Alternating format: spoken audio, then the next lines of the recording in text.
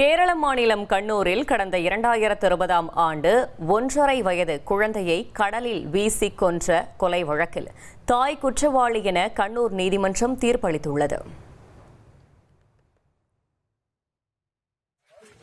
கேரள மாநிலம் கண்ணூர் மாவட்டத்தைச் சேர்ந்த சரண்யா பிரணவ் தம்பதிக்கு இடையே பிரச்சனை ஏற்பட்டதால் சரண்யா தனது 1.5 வயது ஆண் குழந்தையுடன் தனியாக வசித்து வந்தார். 2020 பிப்ரவரி 17ஆம் தேதி நள்ளிரவில் திடீரென தனது குழந்தை மாயமானதாக சரண்யா காவல் நிலையத்தில் புகார் அளித்ததோடு கணவர் பிரணவ் மீது சந்தேகம் இருப்பதாகவும் கூறினார். விசாரணையில் குழந்தையை தான் கொலை செய்யவில்லை என கூறிய பிரணவ் மனைவி மீதுதான் சந்தேகம் இருப்பதாக தெரிவித்தார். சரண்யாவிடம் நடத்தப்பட்ட விசாரணையில் குழந்தையை கடலில் வீசிக் கொன்றது தெரியவந்தது.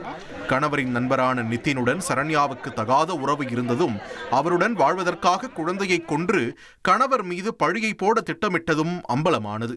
இந்நிலையில் சரண்யா குற்றவாளி என தீர்ப்பளித்துள்ள நீதிமன்றம் நிதினை வழக்கிலிருந்து விடுவித்துள்ள நிலையில் தண்டனை பின்னர் அறிவிக்கப்படும் என கூறியுள்ளது.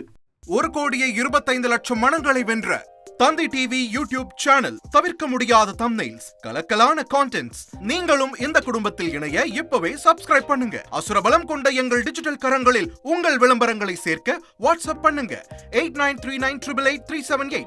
Email advtthanditv@dttv.in.